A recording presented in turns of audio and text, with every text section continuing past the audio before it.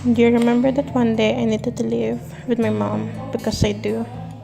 It was August 15, 2012, a few days before I needed to go. We were in my room hanging out until you brought it up. You asked me, do you have to go? Because we all know it was supposed to be 4 years from now.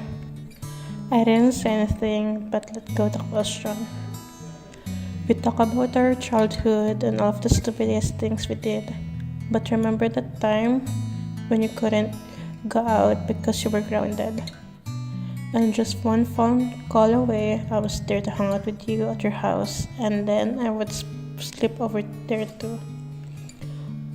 You know I will always be there for you, even though once we get our own families, we will go travel together and be there for each other.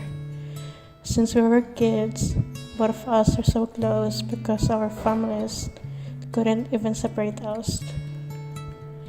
As the day passed, we would hang out every day after class or during the weekend. If you weren't doing anything, because during that time, you had been back in school since June. Not until the night before I need to go.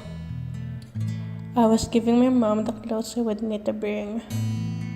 You were there, sitting on my bed, talking about how we would Skype or Facebook Messenger every weekend at least. But the thing is,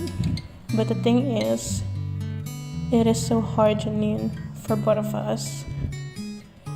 It is hard because of the time difference, and both of us got busy with school. It is 13 hours difference between your time is ahead of mine.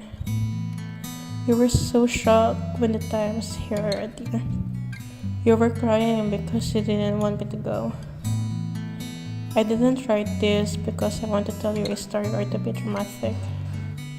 I wrote this because I want to say I'm sorry when I couldn't be there for you since I left. I wrote this because I want to say I'm sorry how messed up it is that I missed you the booth this year.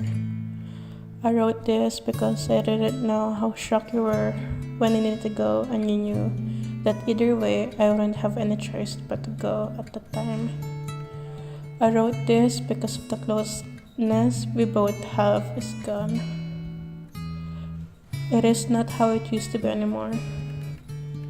Throughout the years, I made some promises like I would be there for the booth on graduation. It is so hard that we used to talk every day or be together, but now not anymore because I'm not there anymore. It made me realize that we only message each other when we need something. But the talks we used to have are gone. But also, I want to say thank you for everything. Thank you for being there for me while I couldn't be there for you most of the time.